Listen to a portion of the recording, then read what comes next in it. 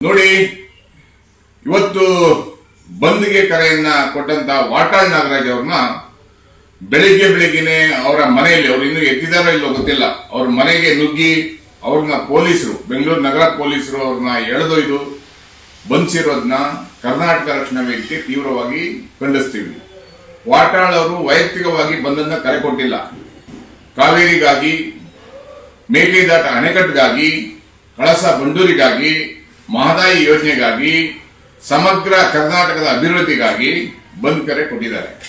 ನಾವೆಲ್ಲರೂ ಸಹ ಇವತ್ತಿನ ಬಂದಿಂದ ಹಿಂದೆ ಹೋಗಿರ್ಬೋದು, ಆದ್ರೆ ವಾಟಾಳ್ ನಾಗರಾಜ್ ಅವರ ಜೊತೆ ಸದಾಕಾಲ ಇರ್ತೀವಿ. ಈ ಕೂಡಲೇ ಅವ್ರನ್ನ ಬಿಡುಗಡೆ ಮಾಡಬೇಕನ್ನುವಂತ ಒತ್ತಾಯವನ್ನ ಮಾಡ್ತಾ ಇದ್ದೀವಿ. ಒಂದು ವೇಳೆ ಬಿಡುಗಡೆ ಮಾಡಿಲ್ಲ ಅಂದ್ರೆ ಕರ್ನಾಟಕ ರಕ್ಷಣಾ ವೇದಿಕೆಯಿಂದ ರಾಜ್ಯವ್ಯಾಪಿ ಹೋರಾಟವನ್ನ ಮಾಡಬೇಕಾಗುತ್ತೆ. ವಾಟಾಳ್ ಅವರು ಕರ್ನಾಟಕದ ಆಸ್ತಿ, ಅವ್ರನ್ನ ಈ ರೀತಿ ನಡೆಸಿಕೊಂಡಿರುವಂತದ್ದು ತೀವ್ರವಾಗಿ ಖಂಡಿಸುವಂತ ಕೆಲಸವನ್ನ ಕರ್ನಾಟಕ ರಕ್ಷಣಾ ವೇದಿಕೆ ಮಾಡ್ತಾ ಇದ್ದೀವಿ.